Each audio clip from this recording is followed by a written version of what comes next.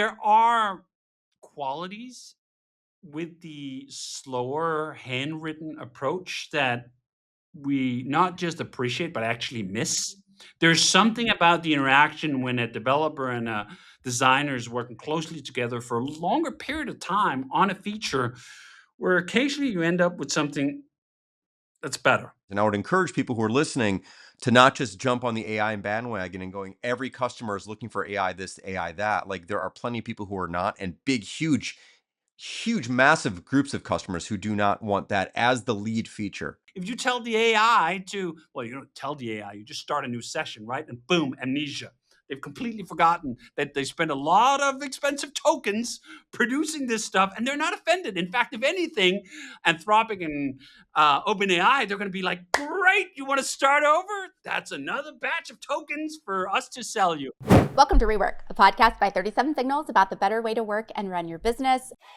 I'm Kimberly Rhodes, joined as always by the co-founders of 37 Signals, Jason Fried and David Heinemeier Hansson. We have talked about AI a couple times on the podcast, but with the launch of our newest version of Basecamp 5, AI was involved a lot in that development. So I thought we'd talk a little bit about it. I know I saw a few messages poking around on our tech team about AI and things we needed to do to rein it in. So David, I'm gonna let you kind of kick it off and talk to us a little bit about Basecamp 5 and how much was AI involved in this? Basecamp 5 was the first fully AI accelerated development process that we've had.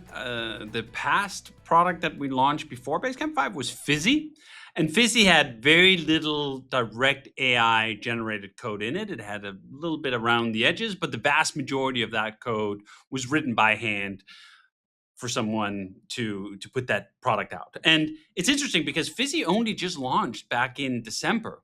But now here we are having launched Basecamp 5 just a few months later, and yet it could not have been more different, certainly towards the end in terms of the role that AI played. It really went from AI is this pair programmer, you'll ask for questions and it's an easier way to look up APIs and docs and get things explained, to AI is where most features start, that most things we are now doing with Basecamp and all sorts of other developments starts with a prompt. Not always. Sometimes there are specific features where the developer has a really clear eye on what needs to change, and that doesn't start with AI. But it's less and less, and I'd actually say at this point, it's certainly the majority of fixes and feature upgrades that start with a prompt. And that's just a big change. But more than the change for the developer in terms of their workflow and whether they start with a prompt or whether they start with an editor is the fact that AI allowed our design team to start developing much more of the implementation by themselves as part of the design process, which as a baseline is amazing. It is absolutely wonderful that AI is enabling designers to see their ideas and the designs literally come to life, and therefore being able to interact with them, and therefore being able to gauge whether their ideas are any good or not.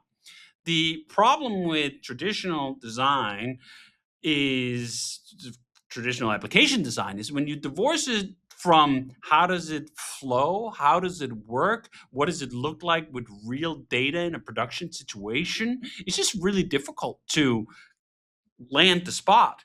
It's really difficult to get something that's great. But if you allow the designer to get the whole thing working, and not just working, but deployed, and not just deployed, but usable on a beta service or server working directly with our real data, you just move so much faster towards, yes, that's it. That's what I want, which is an enormous part of the whole design process. There's the part that's just, I know exactly what I want, and I'm just going to design it. That's usually the end stage of things, or certainly the rare situation. A lot of the times we start with, I want to solve this problem. There's a million different ways I could do it. But to figure out which one is right, I have to start building. I have to start developing, and then I'll tweak it and so forth. But what was the norm prior to AI was that the designer would reach a barrier quite early on in their design process where they just couldn't get further. They just couldn't get this thing actually working, actually usable. So then they'd have to pair up with the programmer. And that process, in some cases, either the designer had to wait, there just wasn't a programmer available right now, or the project that they were working on was actually quite intricate. So it might take a week or 2 weeks, or in some cases, even 3 weeks before they're fully able to evaluate the vision and design that they had. And then in some cases, they figure out that what the developer had just spent several weeks working on was not right and was not what they actually wanted, because no one knows what they want until they have it in their hands and can tinker with it and go like, oh yeah, no, that's not, that grip is wrong. And I couldn't envision that. I can only feel it. So that process really changed how we started developing features. But it also has some limitations at the moment. And one of those limitations is that AI will literally give you anything you ask for. It's kind of like that the monkey hand story where you get 3 wishes and you ask for a lot of money, and the way you get a lot of money is like a death in the family with someone who had a big insurance policy. Where you're like, that's not what I meant. I didn't want Granny to die for me to get $1 million. I just wanted $1 million. Some of AI development is a little bit like that. There's a little bit of a monkey hand where you ask it to do something for you, and it'll just do it. It won't say no. And sometimes the correct answer is no. And if you'd had a human developer with you, they would have said no. I would have said no. Jason would have asked for something in a particular way and say like, well, I wouldn't say no, right? Like I'm more polite than that. I'd say like, that's probably not the best way to do things. If we do it this way instead, you can get 90% of what you want for 10% of the complexity. And in most cases, you can be like, yeah, totally fine. Great. I didn't even care about those last 10% anyway. AI is not going to ask you that question. It's not going to push back. It's not going to be offended by having to come up with 700 lines of code when 35 could do.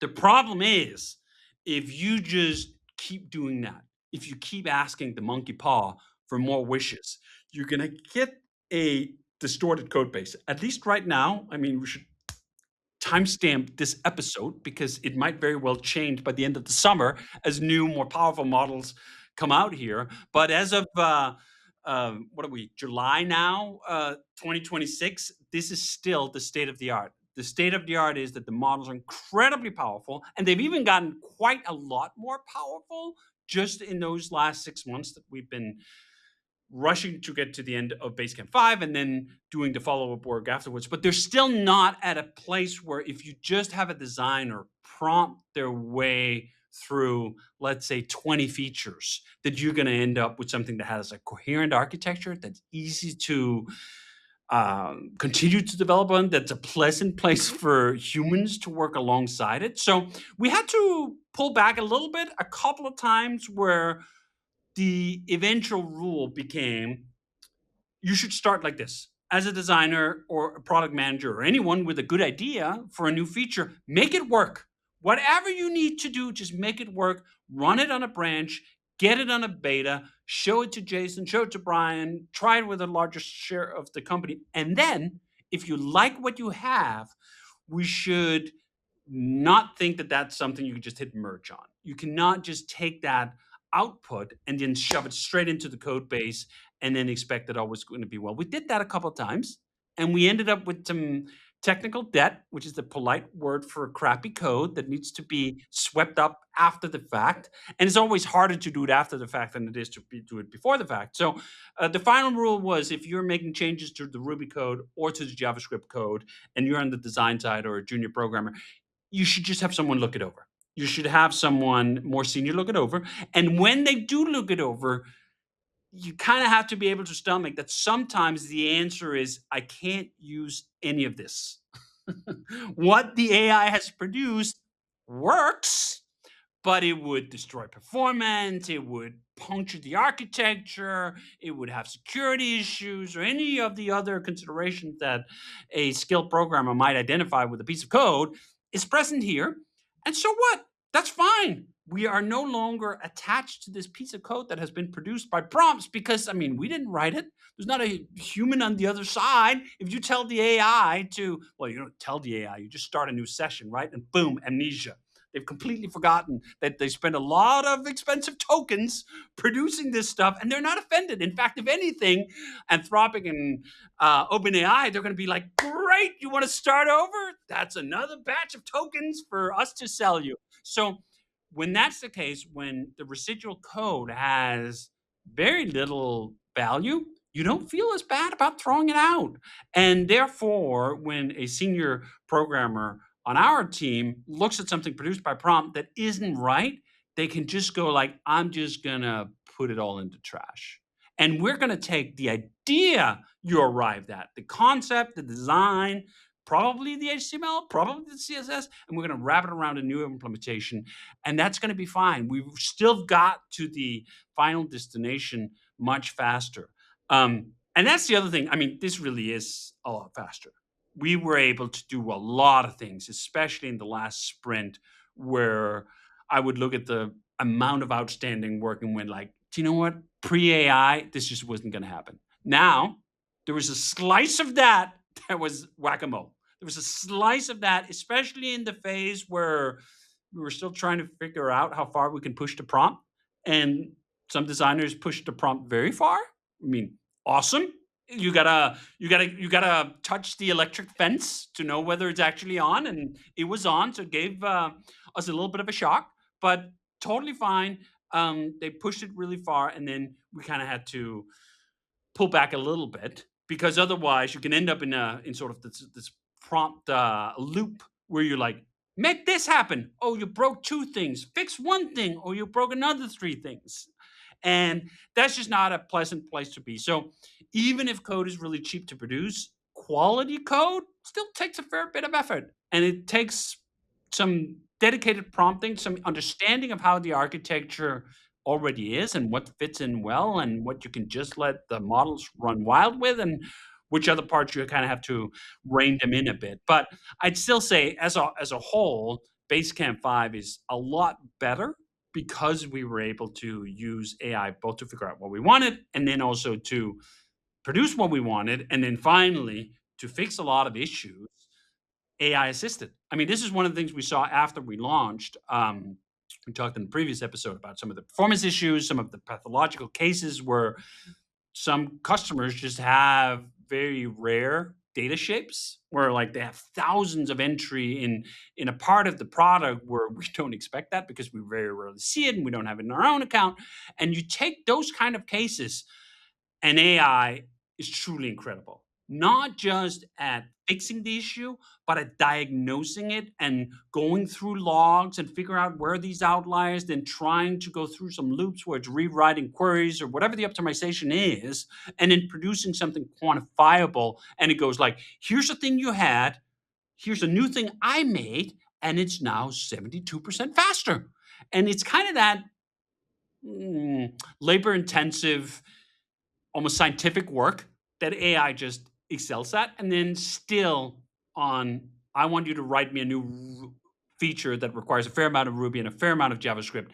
The reins have to be held a little tighter, and it's still possible for it to get off into the weeds. Again, as I said, we weren't even there. Like for the initial part of Basecamp 5's development, this started, Jason, when was the first dig? Like spring of last year, I think. We talked about it at the previous meetup. Yeah, probably about over a year ago. Yeah, so about a year Yep. ago is how long we were working on Basecamp 5. That initial phase didn't have any of this. It didn't have any of this AI acceleration. That really only started to hit around December-ish. That was when the inflection point was. And then we had maybe half of development phase that was AI accelerated. So it was a really interesting moment where you could see both of these things.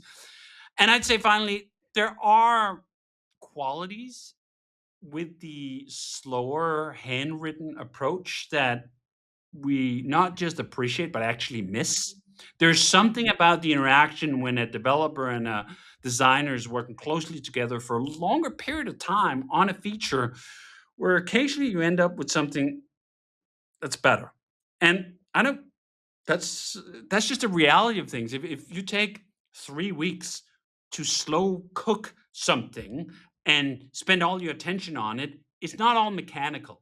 Some of it is breakthroughs in concept that you're not going to find if you only spend 2 days on something. So that's the trade-off. I still think it's very worth the trade-off. You just got to know that there is a trade-off. And then you also got to know that this acceleration, the ability to just go through long lists of things that are nice to have is also kind of dangerous. And I don't know if the industry at large have fully appreciated the devil's bargain it is to be able to get whatever you want, however much you want. Because a lot of products don't always improve. I think that's a polite way of saying it when they add 2 times as many features, 3 times as many features. So what happens to product management when suddenly there's not this great constraint of I only have so many programmers, they can only work so many hours, and therefore they can only produce so many features? What if you suddenly double that, triple that, 10x that? Do you actually trust yourself and your product managers to say like, no, we're not going to do these things for greater order? I think even here at 37 Signals, where we prided ourselves on less software and fewer features and so forth, it's a real challenge of figuring out what to say no to and not let your appetite sort of just gorge itself on endless streams of features until your product comes out completely bloated. Speaking of that, really quick, just to add, I was just looking at our card table in Basecamp 5. We have a card table called Cycle 3, which is the current cycle of work we're on. And there's about 20 things that we have listed as things we might be working on over the next 6 weeks. That would normally be maybe 6 things like a year ago. And now there's like up to 20 things. Now, some of these are much smaller and quicker and not a big deal, but still, we wouldn't have had this much stuff on offer on the menu to choose from a year ago. So to David's point, like, I mean, I think at this stage, we're making a lot of quick, subtle changes because of feedback we're getting and things we're seeing ourselves. So there's going to be probably more on the plate right now than there will be in 6 months. But still, it is easy to just keep doing more and more stuff. And if you think about the ground has just shifted, something I'm conscious of, and I was talking to Brian about, is like we've already upset enough people. Like with change, and I think many of those people will come around. I'm not like worried about permanently upsetting them. But like at the moment, we've upset a lot of people. Let's make sure we don't keep shifting heavy bits of ground under their feet. Like we can make some subtle changes. We've already made a couple big. We've like given them a big change in the home screen and the activity screen. Like that's actually enough big change right now. So let's shift into smaller change for a while, stuff they may not even see but might appreciate because things are getting a bit more dialed in. So it's not just about quantifying the amount of change. It's about qualifying the size of change, the scope of these changes, and understanding when to roll those out. And you don't want to keep rolling out massive continental shifts basically all the time. And I think that requirement of discipline is going to be very difficult going forward.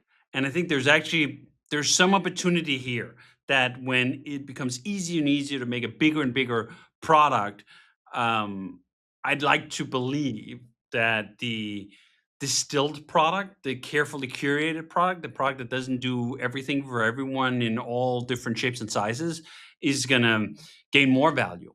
And it's not exactly easy to figure that out because there's also pressure on the low end that if your product is really simple, even if it's well made, AI is going to be able to eat that quite quickly, right? There's some space in between the gigantuous behemoth that does everything and the small little feature that could be created by AI in a snap of a finger, where there's a magic space that exists. And I think that's the space that remains our big challenge as a company, as someone who's been making Basecamp for a very long time. How do we make sure that we distill the essence of project collaboration to such a form that it remains humanly understandable, humanly learnable, humanly adoptable, without requiring big manuals, without requiring big tours, as Jason mentioned in another episode. Sometimes it's hard to even get people to spend 5 minutes to watch an introduction video to a new version of the product. Good luck trying to get them to sit through an hour or read 100 pages. Like, that's just not going to happen. So the natural constraint on how big can your product be in these kinds of consumer adjacent spaces is going to be the human capacity for picking something up. And that's, I mean, historically always been one of our fortes, that Basecamp was easier to learn, easier to adopt than other softwares in our industry because it was just right, right? Like, not less to some degree, but also just more approachable. And we have to be careful not to lose that as we gorge ourselves on all these new productivity gains.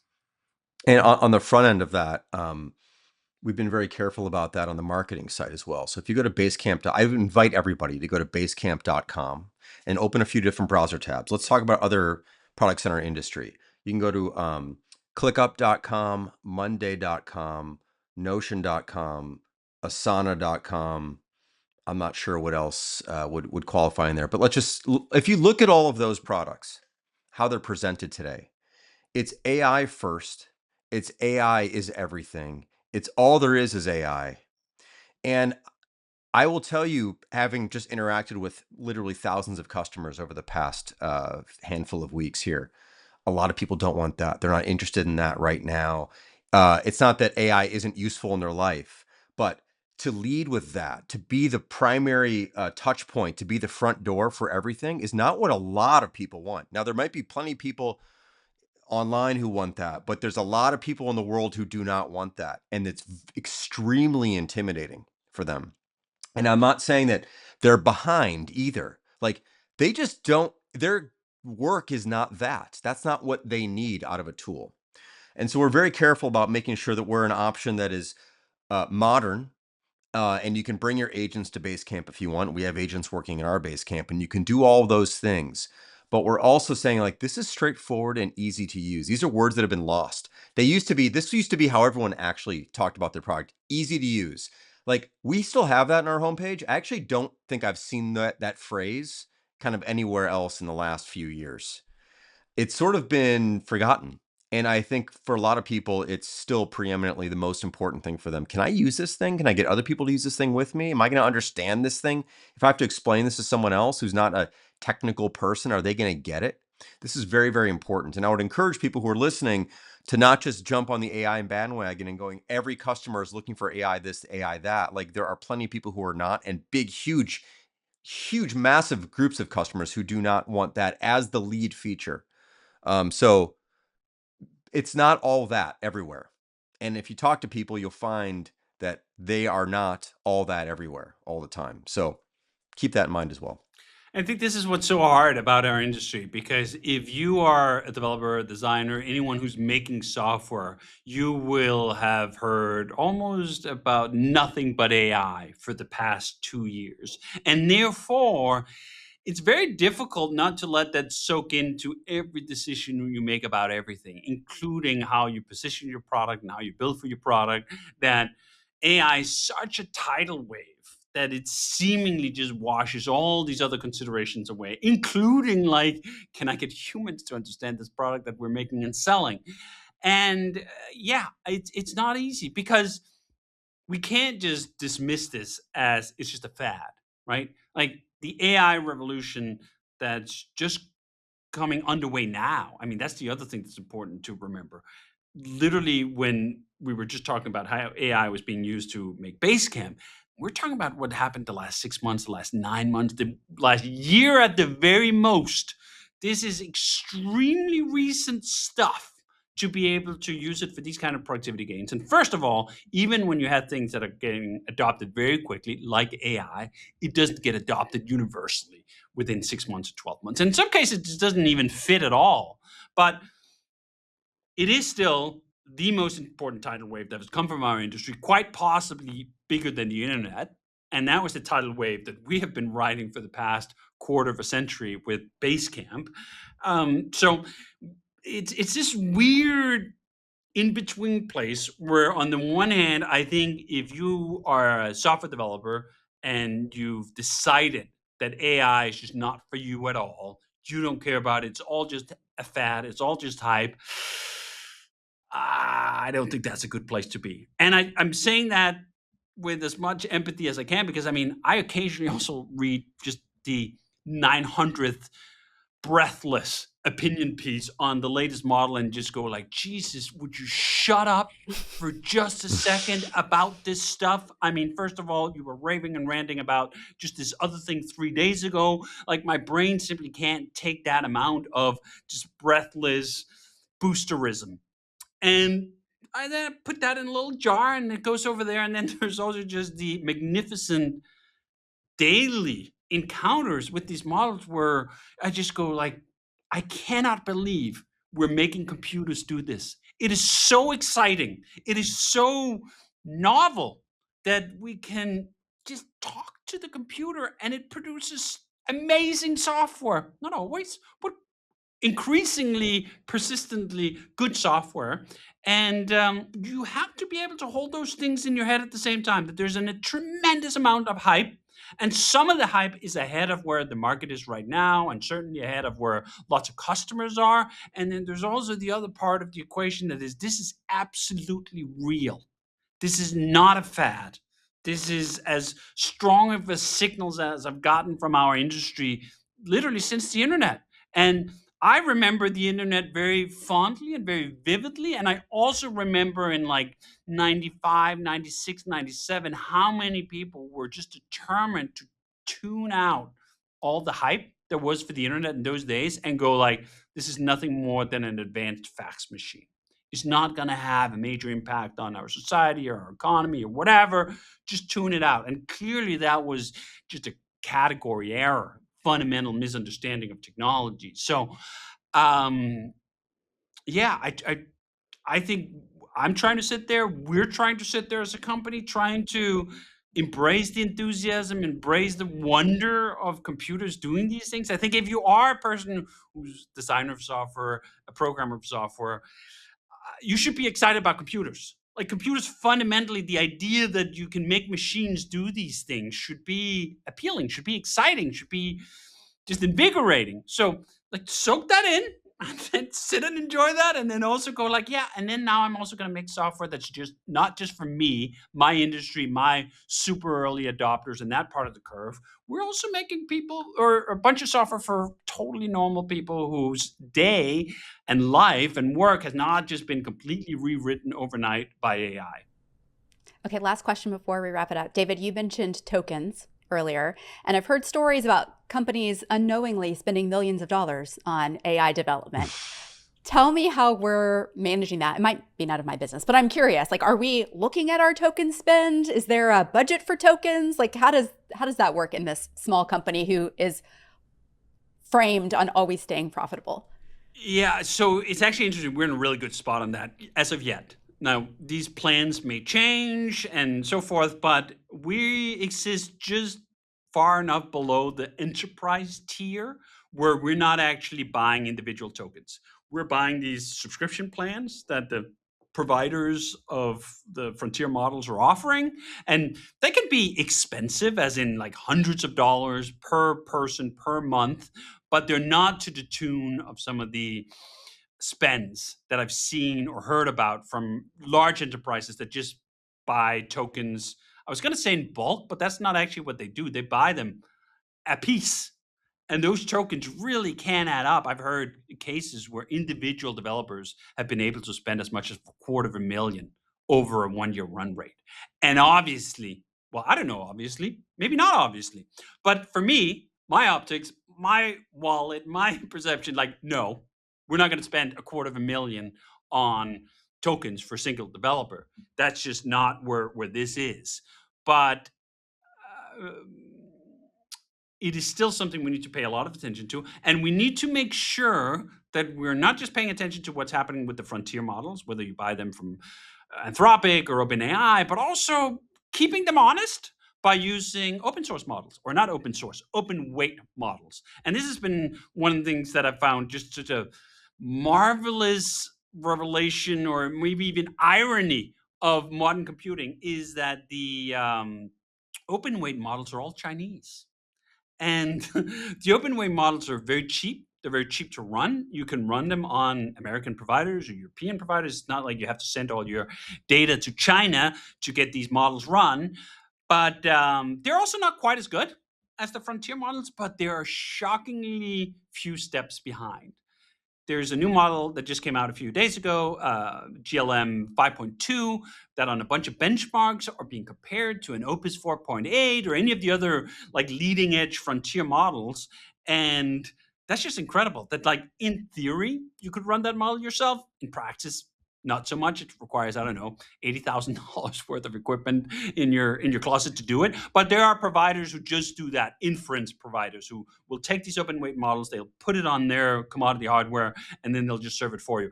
And there you can get pricing that's just a 20th the token cost of some of the frontier stuff. So paying attention to that, just that we always have an out, that we don't have to give up on all AI. If, for example, the Frontier Labs turn off these plans, these subscriptions where we're able to currently get a lot of value out of a fixed cost. And then if we were suddenly forced to just go per token pricing tomorrow, I'd be more worried about our spend, because I've seen that spend at a lot of companies. And as amazing as this is, the funny thing about productivity is you actually have to measure it against economic value. There's a version of productivity measurements that just go on output. Like, here's a developer, they're able to produce 3 times as much code, 5 times as much code. Yeah, okay, that's great. That's exciting. But are they 5 times as valuable? Are the 5 times the amount of code that they're producing, of features, of bug fixes they're putting out there, do they have the same economic value as the first feature they produced? In almost all cases, no. There are some outliers, but for lots of companies, certainly companies of our size, if we ship twice as many features next month, we're not going to double our revenue. That's just not how the cookie crumbles. Like, we can make a substantially better product, bigger product, more featureful product, maybe even less bugs filled product. There's not a linear relationship between that and revenue, but there's a very linear relationship between that and token spent. If all of this new productivity is just coming of AI and agent acceleration. So I think there's a lot of companies that are going to have to wrestle with this curve diverging, that making your individual developers a lot more productive does not mean a lot more revenue. Then there's another conversation that thankfully we don't need to engage in, but if what you're creating is software as a cost center, like you just have a body of work that you have to produce and it's kind of fixed, and making more of it doesn't really add up or make sense, then it's about shrinking your cost to produce that, right? And that's where I think some fair anxiety in our industry has crept in a bunch of papers. It's like, is this going to lead to layoffs?